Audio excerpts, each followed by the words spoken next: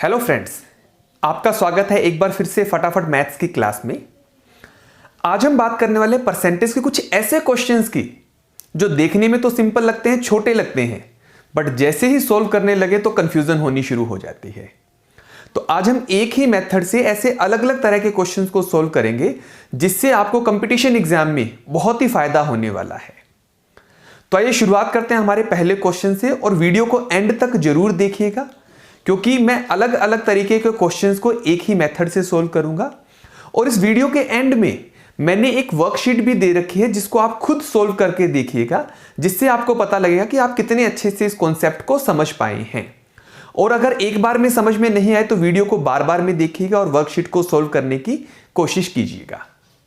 तो ये देखते हैं हमारा पहला क्वेश्चन। एक बड़ा ही छोटा सा क्वेश्चन है कि ए की लंबाई यदि बी से 12.5% अधिक है तो बी की लंबाई ए से कितने प्रतिशत कम है। अब क्वेश्चन तो देखने में छोटा सा है, बट अगर इसे ट्रेडिशनल मेथड से करेंगे तो पहले ए की लंबाई मानेंगे 100, उसमें 12.5% ऐड करेंगे, फिर डिफरेंस देखेंगे, फिर डिवाइडेड बाय 112.5 करेंगे, फिर मल्टीप्लाई करेंगे बाय 100। तो बड़ा कंफ्यूजन होगा, टाइम लगेगा और मिस्टेक होने के चांसेस रहेंगे। तो इसको हम देखते हैं कैसे सोल्व करना है शॉर्टकट मेथड से। तो जो मैं पहला मेथड बता रहा हूं वो मैं बता रहा हूं ऐसे क्वेश्चंस में जहां एक नंबर दूसरे नंबर से ज्यादा है या कम है परसेंटेज में, और दूसरे नंबर से उसका रिलेशन परसेंटेज में निकालना है। जैसे देखिए इस क्वेश्चन में है कि ए की लंबाई बी से 12.5% ज्यादा है, 12.5% अधिक है, ज्यादा है, और बी की लंबाई कितने प्रतिशत कम है ये निकालना है। तो ऐसे क्वेश्चन को सोल्व करने के लिए सबसे पहले आपको क्या करना है, इस परसेंटेज को फ्रैक्शन में कन्वर्ट करना है। तो अगर आपने मेरे पुराने वीडियोस देखे हैं तो आपको पता है कि कैसे फास्ट हम फ्रैक्शन में कन्वर्ट कर सकते हैं। बट स्टिल अगर नहीं भी देखे हैं तो आप देखिए, अगर 25% 1/4 होता है तो 12.5% जो है 1/8% होगा, 1/8 होगा। तो ध्यान से सुनिएगा, अब क्वेश्चन क्या बन गया है, ए की लंबाई बी से 1/8 अधिक है तो बी की लंबाई ए से कितने प्रतिशत कम होगी। तो देखिए ए की लंबाई बी से 1/8 अधिक है, तो क्वेश्चन में दिया गया अधिक और पूछा क्या है कि कितना कम है। तो सिंपली आपको क्या करना है, जो क्वेश्चन में जो भिन्न बनी है, जो फ्रैक्शन बनी है, उसका जो अंश है उसको हर में जोड़ देना है। जो इंग्लिश में अगर बताऊं तो जो न्यूमरेटर है उसको डिनोमिनेटर में जोड़ देना है, आपका आंसर आ जाएगा। तो मैं क्या करूंगा, 1/8 प्लस जो इसका न्यूमरेटर है, अंश है, वो है 1, तो इसको मैंने 1 जोड़ा तो 1/9। तो क्वेश्चन था कि ए की लंबाई बी से 1/8 अधिक है तो बी की लंबाई ए से कितना कम होगी, 1/9 कम होगी।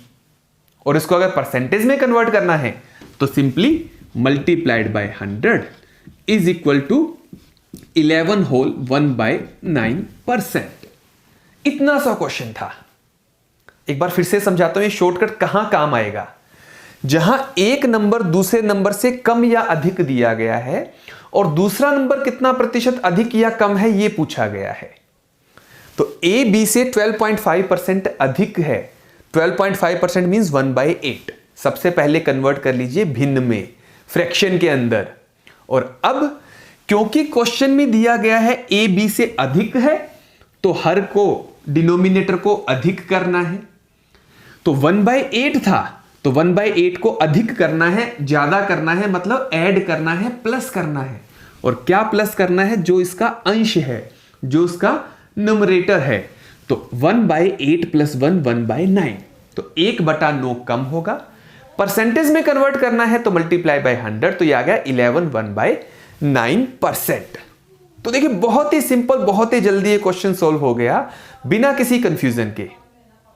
और अगर इसका अपोजिट दिया होता तो भी हम इतनी आसानी से कर सकते थे। जैसे हमारा सेकंड क्वेश्चन है कि यदि ए की आय बी से 33.3% कम है तो बी की आय ए की आय से कितनी प्रतिशत अधिक है। तो देखिए ए की आय बी की आय से 33.1/3% कम है और पूछा अधिक है। तो पहले तो इसको कन्वर्ट करना है फ्रैक्शन के अंदर, भिन्न के अंदर। अगर आपको शॉर्टकट नहीं पता तो आप डिवाइडेड बाय 100 कर दीजिए, अदरवाइज शॉर्टकट से अगर हम देखें तो ये वैल्यू आएगी 1/3, 1/3। तो हम कह सकते हैं कि ए की आय बी की आय से 1/3 कम है, तो बी की आय ए की आय से कितनी अधिक होगी। तो क्वेश्चन में क्या दिया गया है, कम है, तो आपको हर को कम कर देना है, डिनोमिनेटर को कम कर देना है, किससे, न्यूमरेटर से। तो यहां आएगा माइनस। ऊपर हमने क्या किया था, अगर क्वेश्चन में अधिक दिया गया था, ज्यादा दिया गया था, तो हमने ज्यादा किया था, प्लस किया था। यहां क्वेश्चन में कम दिया गया है, अधिक निकालना है, तो यहां कम कर देंगे। तो आप समझ ही गए होंगे, यदि ए की आय बी की आय से 1/3 कम है, तो बी की आय ए की आय से कितनी अधिक होगी। डिनोमिनेटर में से न्यूमरेटर माइनस कर दो, आया 1/2, 1/2। और 1/2 को अगर प्रतिशत के अंदर, परसेंटेज के अंदर कन्वर्ट करना है तो very simple, multiplied by 100 is equal to 50%। तो देखिए समझ में आया होगा कि यहां मैंने प्लस क्यों किया, यहां माइनस क्यों किया। यहां क्वेश्चन में दिया गया था कि कम है और अधिक निकालना था। ए की आय बी की आय से 1/3 कम है, तो डिनोमिनेटर को कम कर दीजिए। किससे कम करेंगे, न्यूमरेटर से। न्यूमरेटर कितना है, 1, तो इसको 1 माइनस कर देंगे। हिंदी में समझाऊं तो हर को जो कम करना है वो अंश जो है उसको हर में से घटा देना है, क्योंकि भिन्न होती है अंश बटा हर, न्यूमरेटर अपॉन डिनोमिनेटर। तो ये तो हुआ हमारा सिंपलेस्ट क्वेश्चन। इसकी प्रैक्टिस के लिए भी मैंने कुछ क्वेश्चन जो है इस वीडियो के एंड में दिए हैं, बट अब कुछ और क्वेश्चंस आते हैं जो देखने में अलग लगते हैं, बट उनको सोल्व हम बिल्कुल ऐसे ही करेंगे। जैसे हमारा नेक्स्ट क्वेश्चन है कि चीनी के मूल्य में 20% की वृद्धि हो जाती है, तो चीनी की खपत में कितने प्रतिशत कमी करें ताकि चीनी पर खर्च अपरिवर्तित रहे। और इंग्लिश के लिए नीचे क्वेश्चन इंग्लिश में भी दिया गया है। तो देखिए क्वेश्चन सुनने में अलग लग रहा है, बट क्वेश्चन सेम है। क्यों सेम है, क्योंकि चीनी के मूल्य में वृद्धि हुई है तो खपत में कमी करनी है। तो एक वृद्धि से दूसरे में कितनी कमी होगी, यही तो निकालना होता है, यही हमारा शॉर्टकट है। तो देखिए बिल्कुल इसी तरीके से कैसे करेंगे, चीनी के मूल्य के अंदर कितनी वृद्धि हुई है, चीनी जो है, शुगर जो है, उसके मूल्य में जो वृद्धि हुई है वो हुई है 20%, 20% वृद्धि हुई है, बढ़ी है, इंक्रीज हुई है। 20% का मतलब क्या है, 1/5, 1/5। अगर वृद्धि हुई है तो कितनी कमी करें कि खर्च अपरिवर्तित रहे। तो ये पहले वाला कॉन्सेप्ट चलेगा जहां अधिक दिया हुआ था, क्योंकि यहां वृद्धि हुई है मतलब अधिक हुआ है। तो आप क्या करेंगे, इसके हर के अंदर अंश को जोड़ देंगे। तो मैं कह सकता हूं कि +1, 1/6, 1/6 अगर खपत में कमी कर लेंगे तो आपका खर्च अपरिवर्तित रहेगा। समझ में है, एक बार फिर से बताता हूं। चीनी के मूल्य में 20% की वृद्धि हुई, मतलब 1/5 की वृद्धि हुई। तो क्वेश्चन में वृद्धि दे रखा है, तो हमें क्या करना है, वृद्धि करना है हर के अंदर, डिनोमिनेटर के अंदर। तो हमने बढ़ा दिया कितना, जितना अंश था। तो 1/5 + 1 = 1/6। और इसको अगर हमें प्रतिशत में कन्वर्ट करना है तो मल्टीप्लाइड बाय 100। तो इसको अगर आप सोल्व करोगे तो 350, 16, 2/3%। 16 सही 2/3% की अगर खपत में कमी कर दी जाए तो खर्च अपरिवर्तित रहेगा। तो अब 2 क्वेश्चन हम और देखेंगे जो आप इसी मेथड से सोल्व कर सकते हैं, एक थोड़ा सा एडवांस भी है। हां, तो हमारा नेक्स्ट क्वेश्चन है कि चावल के मूल्य में 25% की कमी होने के कारण ए 240 रुपए में 2 किलोग्राम चावल अधिक खरीद सकता है, तो कमी के बाद चावल का मूल्य क्या है। अब देखिए सुनने में थोड़ा सा अलग लग रहा है, एडवांस लग रहा है, बट हम इसी मेथड से इसको सोल्व करने वाले, बहुत इजीली हम सोल्व कर लेंगे। देखिए क्वेश्चन में दिया क्या गया है, चावल जो है उसके मूल्य के अंदर परिवर्तन हुआ है। कितना परिवर्तन हुआ है, 25% का चेंज हुआ है, और वो हुआ है कमी। अब आप रिलेट कर पा रहे हैं कि चावल के मूल्य में 25% की कमी हुई है, मतलब 25% मतलब 1/4। तो खपत में कितनी वृद्धि की जाए, कि खर्च अपरिवर्तित रहे। तो यहां जब क्योंकि कमी हुई है तो हम डिनोमिनेटर को हर को माइनस करेंगे। तो ये क्या करेंगे 1/4 माइनस 1। यहां हर बार मैं 1 इसलिए माइनस कर रहा हूं क्योंकि ऊपर 1 दिया है। अगर ऊपर कोई दूसरी वैल्यू होती तो हम वहां वो माइनस करते। तो ये वैल्यू आई 1/3। तो चावल के मूल्य में 25% की कमी करने पर अगर उसके खपत में 1/3 की वृद्धि हो जाती है तो खर्च अपरिवर्तित रहता है। यह तो हमारी बेसिक अंडरस्टैंडिंग हो गई। बट अभी क्वेश्चन में दिया है कि चावल के मूल्य में 25% की कमी होने पर 2 किलोग्राम चावल अधिक खरीदे जाते हैं 240 रुपए में। तो हम ये कह सकते हैं कि 1/3 जो है वो 2 किलोग्राम के बराबर है, 2 kg के बराबर है, क्योंकि कमी हुई है 1/3 की जो बराबर है 2 किलोग्राम के, जो कि क्वेश्चन में दिया गया है। तो अगर 1/3 2 किलोग्राम है, मतलब पुरानी खपत का 1/3 2 किलोग्राम है, तो पुरानी खपत कितनी होगी? बहुत सिंपल है। अगर मैं इस 2 को 3/1 से मल्टीप्लाई कर दूं तो खपत आ जाएगी। तो ये खपत आ गई 6 किलोग्राम।